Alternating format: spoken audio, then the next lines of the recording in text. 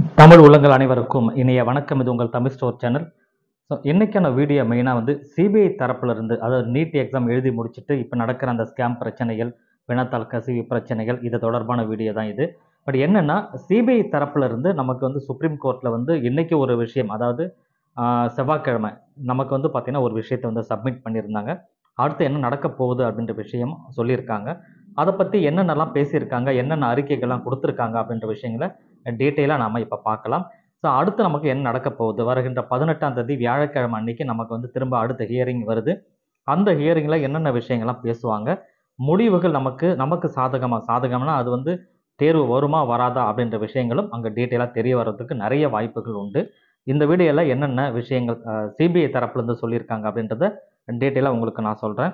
So NEET தேர்வு நடைமுறையில் வந்து எந்தவித தோல்வியும் கிடையாது அப்படின்னு உச்சநீதிமன்றத்தில் வந்து சிபிஐ அறிக்கையை வந்து தாக்கல் செஞ்சுருக்காங்க. ஸோ அதுதான் மிக முக்கியமானது இன்னைக்கான விஷயத்தில்.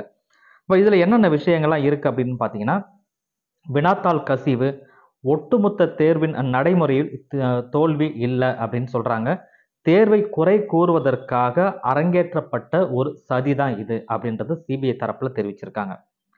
கடந்த மே மாதம் 5ஆம் தேதி நமக்கு நீட் யூஜிக்குரிய எக்ஸாம் நடந்ததுன்றது எல்லாருக்குமே தெரியும். இந்த தேர்வுக்கு முன்னாடியே வந்து வினாத்தாள் கசிவானது அப்படின்ற குற்றச்சாட்டுகள் எழுந்தது, அதுவும் நமக்கு தெரியும். இது இல்லாமல் ஆள்மாறாட்டம் என பல்வேறு வகையான மோசடிகள் நடந்ததாக குற்றம் சாட்டப்பட்டது. இதுதான் வந்து கம்ப்ளைண்ட் அப்படின்னு சொல்றது. இது தொடர்பான விசாரணை அப்படின்றது சிபிஐ வசம் வந்து ஒப்படைச்சாங்க. இதுவரை 6 வழக்குகளை வந்து சிபிஐ விசாரிச்சிருக்காங்க. அது என்ன, அந்த 6 வழக்குல வந்து பார்த்தீங்கன்னா, விரிவான அறிக்கையை வந்து நமக்கு இப்போதைக்கு சொல்லலை. அந்த 6 விசாரணைகள் பண்ணாங்க இல்லையா, அந்த 6க்குமே வந்து விரிவாக வந்து எழுதி ஒரு சீலிடப்பட்ட ஒரு கவரில் சுப்ரீம் கோர்ட்டுக்கு சப்மிட் பண்ணியிருக்காங்க. இப்போதைக்கு நமக்கு அது தெரியாது. அடுத்த ஹியரிங் வரும்போது அதை பற்றி டீட்டெயில் நமக்கு சொல்லுவாங்க. ஸோ இதனுடைய விசாரணை அப்படின்றது நமக்கு அடுத்து வரப்போகிற ஹியரிங்கில் வருது அப்படின்னு சொல்கிறாங்க. வினாத்தாள் வெளியானது எப்படி, அந்த கவருக்குள்ளே மேபி இருக்கலாம். என்னென்ன விஷயங்களும் அவங்க சொல்கிறாங்க நார்மலாக அப்படின்னு பார்த்தீங்கன்னா, வினாத்தாள் வெளியானது எப்படி, எப்பொழுது வெளியானது, எவ்வளோ நேரம் அது வெளியே சுற்றி வந்தது, அதனால் பலனடைந்தவர்கள் எண்ணிக்கை எத்தனை பேர், கிட்டத்தட்ட வந்து 100% உறுதியான தகவல்களை வந்து நீதிமன்றத்தில் இவங்க சமர்ப்பிச்சதா வந்து சொல்கிறாங்க. ஸோ வினாத்தாள் எப்படி கசிஞ்சுது, அது எப்படி அச்சிடப்பட்டது, என்னென்ன விவரங்கள் பண்ணாங்க, இதனால் எத்தனை பேர் பயனடைஞ்சிருக்காங்க அப்படின்னு விவரங்கள் எல்லாமே நாங்கள் வந்து கொடுத்துருக்கோம் அப்படின்றத இவங்க சொல்கிறாங்க. ஸோ இதனால் பலனடைந்த பட்டியலை வருகின்ற 17ஆம் தேதி 17ஆம் தேதி அப்படின்னு சொன்னால் இன்றைக்கி தான் வருது நமக்கு. ஸோ இது வந்து பார்த்தீங்கன்னா நீதிமன்றத்தில் திரும்ப கொடுக்க போகிறாங்க. என்ன அப்படின்னா, யாரெல்லாம் இதில் பெனிஃபிட் அடைஞ்சாங்க அப்படின்ற விஷயங்களை லிஸ்ட் வந்து சிபிஐ சுப்ரீம் கோர்ட்டில் கொடுக்க போகிறாங்க. சரிங்களா? இது வந்து பார்த்தீங்கன்னா அவங்க கொடுக்க போகிற எண்ணிக்கை 100க்கும் குறைவாக இருக்குது. அதுதான் முக்கியம். அது வந்து சொல்லிட்டாங்க நமக்கு. அவங்க கொடுக்க போகிற எண்ணிக்கை அப்படின்றது 100 நபர்களுக்கு குறைவாக இருக்குது அப்படின்னு சொல்கிறாங்க. அப்போ பாருங்கள், 24 லட்சம் மாணவர்கள் எழுதியிருக்காங்க.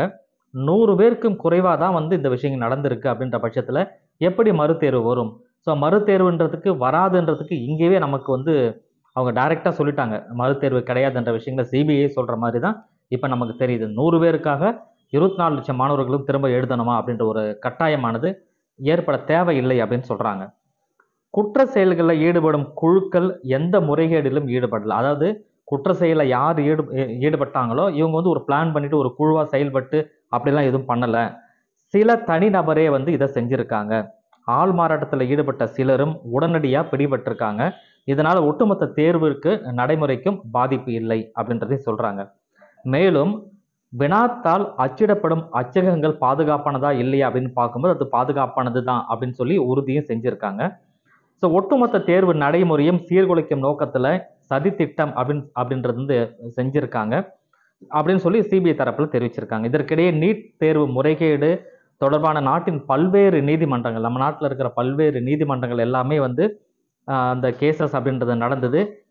இந்த எல்லா விசாரணைகளையுமே வந்து ஒரே டைமில் விசாரிக்கிறதுக்காக தான் என்ன பண்ணியிருக்காங்க, முடிவு பண்ணியிருக்காங்க. ஸோ என்டிஏ இது இல்லாமல் வந்து என்டிஏ தரப்பும் சரி, மத்திய அரசாங்கமும் சரி, சிபிஐயும் சரி, இவங்க எல்லாருமே வந்து எல்லாருக்குமே சுப்ரீம் கோர்ட் ஏற்கனவே நோட்டீஸ்லாம் அமைச்சது. அந்த நோட்டீஸுக்கு அவங்க பதில் கொடுக்குறாங்க. அந்த பதிலை வச்சு தான் வந்து அடுத்த ஹியரிங் அப்படின்றது நமக்கு வரவும் போகுது. ஸோ சுருக்கமாக பார்த்தா சிபிஐ இப்போ வந்து என்ன சொல்லியிருக்காங்கன்னா, கவரில் நாங்கள் சீல் பண்ணி டீட்டெயிலாக கொடுத்துருக்கோம். இந்த விஷயங்கள் வெளியே வரும்போது தெரியும். அதில் வந்து பெனிஃபிட் ஆன மாணவர்கள் எண்ணிக்கை வந்து 100க்கும் குறைவாக தான் இருக்குது. பெரிய அளவு வந்து ஸ்கேம் அப்படின்றது நடக்கலை அப்படின்ற விஷயங்களை தான் இவங்க சொல்கிறாங்க. ஸோ அப்போ இதெல்லாம் வச்சு அவங்க அவங்க கொடுக்குற விஷயத்தை வச்சு பார்க்கும்போது மறுதேர்வு நடப்பதற்குண்டான வாய்ப்புகள் மிக மிக குறைவு அப்படின்னு தான் நமக்கு தெரியுது. பட் இன்னும் வந்து சிபிஐ அது வந்து சுப்ரீம் கோர்ட் விசாரிக்கணும். விசாரிச்சதுக்கு அப்புறம் தெரியும். நம்ம வியாழக்கிழமை அப்புறம் தான் அந்த முடிவு என்பது நமக்கு தெரிய வரும். பொறுத்திருந்து பார்க்கலாம். தேங்க்யூ.